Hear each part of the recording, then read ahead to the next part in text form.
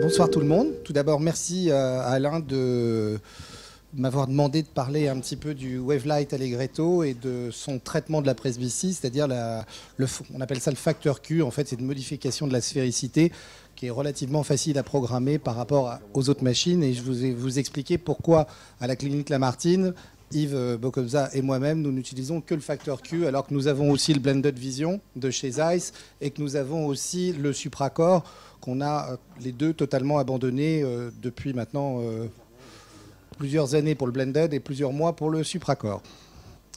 On va vous dire pourquoi. Alors, tout d'abord, quand on parle de presbylasik, de quoi parle-t-on? En fait, on parle de beaucoup de patients, mais pas beaucoup d'amétropie, puisque le presbylasik, c'est l'indication de choix des myopies entre moins 0,50 et des hypermétropies entre plus 2. Quand c'est moins de moins 0,50, on aura plutôt tendance à faire une bascule, et quand c'est, pour ma part, en tout cas, au-delà de plus 2, en vision de loin, je ne fais plus de LASIK, je fais que des implants multifocaux, donc des implants multifocaux sur cristallin clair, hors sécurité sociale. Pour ma part, les presbylasik ou même les LASIK au-delà de plus 2, c'est-à-dire qu'avec une élution de plus 1,75 pour la vision de près, on doit modifier la kératométrie au-delà de 4 dioptries, c'est pas stable et ça régresse. Et l'évolution même de la presbytie fait qu'au bout de 2-3 ans, c'est des patients qui sont peut-être, dans mon expérience, plus très satisfaits. Je sais qu'il y en a qui vont au-delà de plus 2, donc je dis bien, tout ce que je dis, c'est dans mon expérience, hein. Je n'aurais pas la prétention de dire que c'est comme ça qu'il faut faire. En tout cas, ça représente 65% de la population, cette gamme, hein, 40 à 65 ans, compris entre moins 0,50 et plus 2. Ça représente 65% de la population de cette gamme d'âge, soit environ 14 millions de candidats potentiels, ce qui est quand même pas si mal, pour nous en tout cas. Quels sont pour moi les critères de réussite d'un presbylasik ? La satisfaction, pour moi, c'est la satisfaction binoculaire des patients est corrélée à leur récupération visuelle de loin comme de près, et ce, dès le lendemain matin. C'est-à-dire que pour moi, un patient content, c'est un patient qui, le lendemain matin, aura 10 dixièmes de loin et P2 de près. Alors, bien évidemment, on va le voir, ça ne sera pas forcément à chaque œil. Ces patients, le plus souvent, ayant une acuité visuelle de loin sans correction relativement préservée, l'acuité visuelle de loin post-opératoire doit impérativement être voisine de 10 dixièmes. Seul un traitement monofocal permet d'avoir 10 dixièmes à coup sûr le lendemain matin. Parce que si vous faites un traitement multifocal, vous allez dégrader obligatoirement la vision de loin. De même, la récupération d'une bonne acuité visuelle de près, c'est-à-dire supérieure à P3, doit le moins possible perturber l'acuité visuelle de loin. Et là, seul un traitement multifocal permet d'avoir une bonne acuité de près sans trop perturber la vision de loin. Sinon, c'est la bascule, et la bascule, comme on le sait, ça perturbe la vision de loin. Donc, pour obtenir de façon reproductible une bonne VP tout en préservant une bonne VL, la mono-à-vision avancée, puisque ça a été le concept annoncé et décrit, par correction monofocale de l'œil directeur en VL et modification de la sphéricité sur l'œil dominé, semble en tout cas, et pour moi, la technique de choix et celle que j'utilise au quotidien. Quelles sont les conséquences? Plusieurs logiciels existent pour modifier la sphéricité de la cornée. Il y a le facteur Q de l'Allegretto, il y a le Blended Vision chez Zeiss, il y a le Supracore chez Bausch & Lomb. Il y avait le facteur N, je ne sais pas si vous connaissez Frédéric N de Nancy, qui a beaucoup travaillé sur les modifications de la sphéricité avec le Wavelight. Bien évidemment, le choix dépend du laser de chacun. À Lamartine, on a la chance d'avoir eu les trois, et donc on a pas mal testé les trois. Ces patients, et surtout les hémétropes, devront être prévenus que leur amélioration de leur vision de près passe nécessairement par une phase initiale de gêne en vision de loin. Même s'ils sont 10 dixièmes, ils sont gênés en vision de loin un petit peu, parce qu'il y a quand même une petite bascule.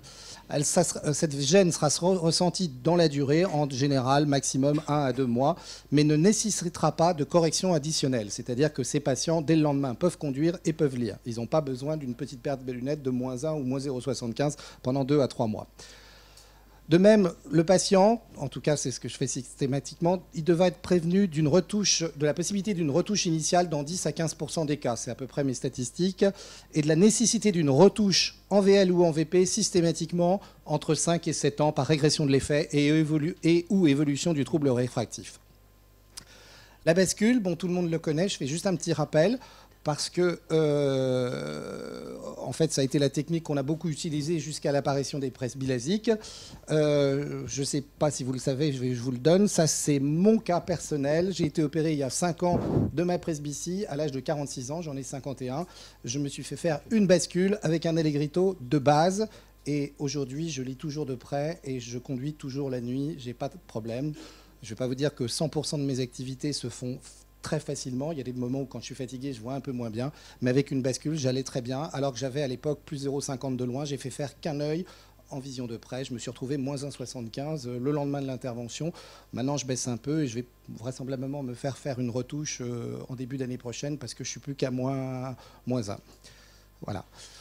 Bon, le principe de la sphéricité, vous le savez, qu'est-ce que c'est? C'est de rendre la cornée hyper prolate. Excuse-moi, je fais... C'est de rendre la cornée hyper prolate. Et c'est en ayant une cornée hyper prolate qu'on arrive à obtenir plusieurs foyers et plusieurs foyers en vision de près. Donc on augmente la profondeur de champ en augmentant la prolacité de la cornée. La prolacité normale d'une cornée, en général, on appelle le facteur Q, la sphéricité, c'est moins 0,27. Et le but, la théorie, c'est de faire augmenter cette hyperprolacité de moins 0,80 à moins 1. C'est ce qui permet, quand on augmente la sphéricité de moins 0,80 à moins 1, d'obtenir une profondeur de champ d'une dioptrie et demie. Et c'est le but, parce qu'avec une profondeur de champ d'une dioptrie et demie, on arrive à voir de près. Modifier la sphéricité revient à générer une profondeur de champ, mais induit nécessairement, et ça c'est dans la programmation des lasers, un shift hyperopique sur la sphère qu'il faudra compenser lors de la programmation du laser. Quand on programme le laser sur l'Allegretto, en fait, on ne tient pas compte. Nous, personnellement, il y en a qui vont, Frédéric N de Nancy va en tenir compte. Nous, on ne tient pas compte de la sphéricité préopératoire. Notre but, c'est d'augmenter la sphéricité de moins 0,80 à moins 1. C'est-à-dire qu'on met que la sphéricité préopératoire était à 0 et on met que la sphéricité post-opératoire, on le veut qu'elle soit à moins 0,80. Donc, on augmente. Et s'il était à moins 0,20, il va passer à moins 1. S'il était à plus 0,20, ce qui est exceptionnel, il sera à moins 0,60. Voilà. Merci Jean-Pierre. La correction programmée est celle pour programmer le laser. On fait moins 2, on vise moins 2, et comme il y a un shift hyperopique, on fait plus de 50 ou plus de 75 selon l'âge et selon la kératométrie. Parce que bien évidemment, il est plus facile de cambrer une cornée plate que de cambrer une cornée cambrée. J'insiste, le Wavelight avec le Blended sont des logiciels gratuits. C'est-à-dire qu'on ne paye pas à chaque fois. C'est quand même malgré tout un avantage. Si la procédure marche, c'est pas mal. Donc là, je voulais vous montrer un œil où on fait une bascule de base pour un œil qui est plus 1 en VL. On additionne plus 1,75, ça fait plus 2,75. Et là, on voit le traitement qui va enlever 44 microns. Et vous voyez que la zone optique est relativement large. Pour le même patient à qui on veut modifier la sphéricité, vous voyez qu'on ne programme plus 2,75, mais plus 3,75. C'est qu'on va, et en plus, on modifie. Donc, vous voyez, ici, on remplit la case moins 0,80 qui n'est pas remplie ici. Donc là, on modifie la sphéricité. Et vous voyez qu'en modifiant la sphéricité, le profil de photoablation n'est pas du tout le même.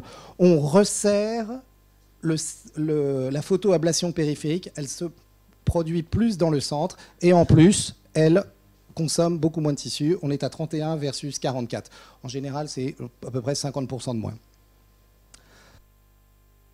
Le facteur Q, nos résultats, donc j'ai repris je ne sais pas si c'est les derniers ou les premiers, c'est 248 patients traités, 34 retouches systématiquement pour une VP un peu insuffisante, c'est-à-dire que c'est des patients qui arrivent à lire P4, P3, et donc je rajoute un plus 0,50 ou un plus 0,75, je rajoute un petit traitement hypermétropique pour améliorer la vision de près. Vous voyez que le taux de retouche est 13,7%, plus de 80% de satisfaction initiale. C'est une retouche sphérique simple. Le taux d'échec après retouche, c'est moins de 1%. Et bien évidemment, en traitement asphérique, on a une vision intermédiaire bien meilleure par rapport à un traitement bascule simple. Alors, je ne l'ai pas noté parce que je ne voulais pas tout surcharger. Pour vous donner mes autres statistiques, sur le Blended Vision, j'avais fait 8 patients bilatéraux, 5 retouches, 62% de retouches. Et sur le Supracore, où je me suis un petit peu plus cassé la tête, j'ai insisté un peu plus, 13 patients traités, 7 retouches, soit 53,8% de retouches avec le Supracore. J'en ai refait un très récemment parce que Bausch & Lomb nous demande de réessayer et j'ai pas eu un bon résultat non plus. Je sais qu'Alain a d'excellents résultats avec le Supracore, donc il va nous en parler, et Jean-Paul aussi. Voilà. Pour vous montrer une topographie avant-après et la topographie différentielle qui montre donc le bombement central. Et quelles que soient les presbyasiques, le but est d'obtenir ce bombement central, ce petit téton central qui permet l'amélioration de la vision de près sans trop dégrader la vision de loin. Voilà. Là, c'est pour vous montrer plusieurs exemples personnels de patients que j'ai traités. Et c'est pour vous voilà. Et là, donc, c'est pour vous montrer un traitement, là, plus 0,75. Je fais une bascule, c'est moi, hein, c'est mon œil. Je fais une bascule simple. J'ai un équivalent sphérique de moins 1,75 juste après l'intervention. Je suis P2. Sur le Supracore, c'était un équivalent sphérique plus 1,25. Il a P3 faible. Je suis obligé de faire une retouche parce qu'en fait, son équivalent sphérique il est de moins 0,87. Donc, je lui ai refait 0,75 pour qu'il ait son P2. Voilà pour un facteur Q. Un équivalent sphérique préopératoire de plus 1, il a P2 avec un équivalent sphérique post-opératoire moins 1,50. Alors c'est évident que ce patient a plutôt 7 dixièmes de loin et celui-ci a plutôt 5 dixièmes. Mais le but quand on se fait opérer de la presbytie, c'est de voir de près. Donc il faut quand même bien, en prévenant bien que le patient verra moins bien de loin, il accepte sur un œil, bien évidemment, pour beaucoup mieux voir de près. Ça, c'était pour le facteur N. Bon, facteur N, c'est assez compliqué parce qu'on modifie la sphéricité une première fois par le traitement de la vision de loin et ensuite, il me remodifie la sphéricité. Donc, il y a plusieurs calculs. Il a mis au point un logiciel qui vend. Je crois que c'est 50 € si vous voulez faire la programmation.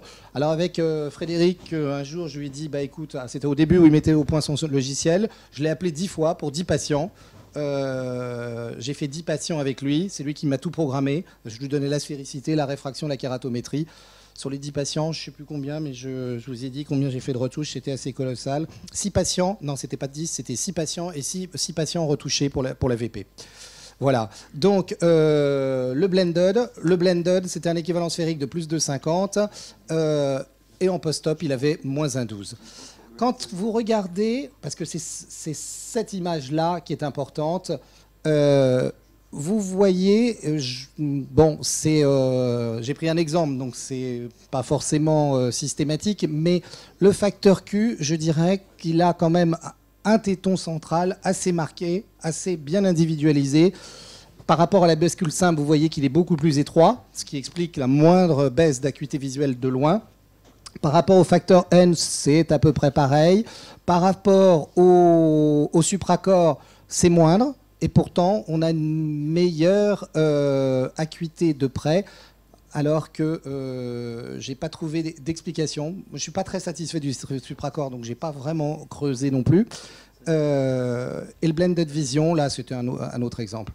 Donc en conclusion, l'hyperprolacité permet de conférer aux patients la profondeur de champ facilitant l'adaptation à la bascule classique en ne pénalisant pas trop la vision de loin et en améliorant la vision intermédiaire. Ayant la possibilité à la Martine de choisir et de pratiquer sur mes patients l'ensemble des techniques, mon choix en première intention se porte donc sur la monovision avancée avec la modification du facteur Q à moins 0,80 avec l'Allegretto. La largeur de traitement proposée par le laser diminue les phénomènes de régression. Cependant, une retouche, comme je le disais, est nécessaire au bout de 5 ans. La rapidité de récupération, 10 dixièmes P2 en binoculaire le lendemain étant l'objectif, avec un excellent taux de satisfaction malgré un temps d'adaptation, parfois un mois. La reproductibilité des résultats, moi je suis entre 10 et 15% de retouches. La facilité de programmation, vous avez vu que c'est quand même très facile à programmer. On n'a pas besoin d'aller recalculer le Q préopératoire en allant regarder sur le Borbscam ou sur le Pentacam. On n'a pas besoin de faire beaucoup de calculs. On programme directement sur la machine. on fait une bascule 2,75. En gros, 2,75, on rajoute 2,75 par rapport à la VL. Alors bien évidemment, c'est que chez l'hypermétrope, hein, on est bien d'accord. On ne parle pas de myopie. La myopie, c'est la bascule simple. Enfin, le coût, c'est pas payant. Il n'y a pas de surcoût. Avec le Wavelight, c'est exactement la même chose. Voilà, ben, je termine. Je vous remercie.